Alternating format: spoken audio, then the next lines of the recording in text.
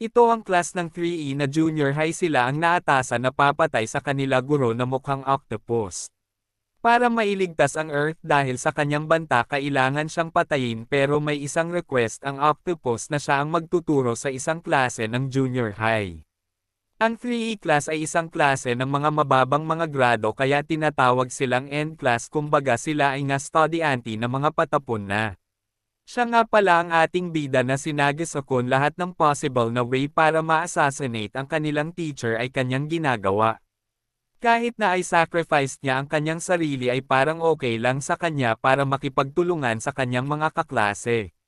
Kaya sabik na sabik ang mga estudyante na ito na mapatay ang kanilang guro na octopus ay dahil may nakapatong na reward sa kanya na 10 billion yen. Nag-isip ang mga magkakaklase na ipapangalan sa kanilang guro at naisip nilang ay Pandilon dito ay Koro Sensei. Habang nagre-relax ang kanilang teacher habang nakaupo ay may balak ang ating bida na si Nagisa at ang kanyang kaklase na si Segino na batuhin na baseball ang kanilang guro na octopus. Pero walang nangyari dahil sa sobrang bilis nito bigla itong nawala na parang bula at napunta agad sa likod nila na may hawak na gloves para sanggay ng bola. Pagtapos ng kanyang klase ay umalis muna siya saglit para manood ng baseball bawat estudyante ng octopus na si Kuro Sensei ay kanyang tinutulungan at pinapalakas ang kanilang loob sa kanilang mga gusto.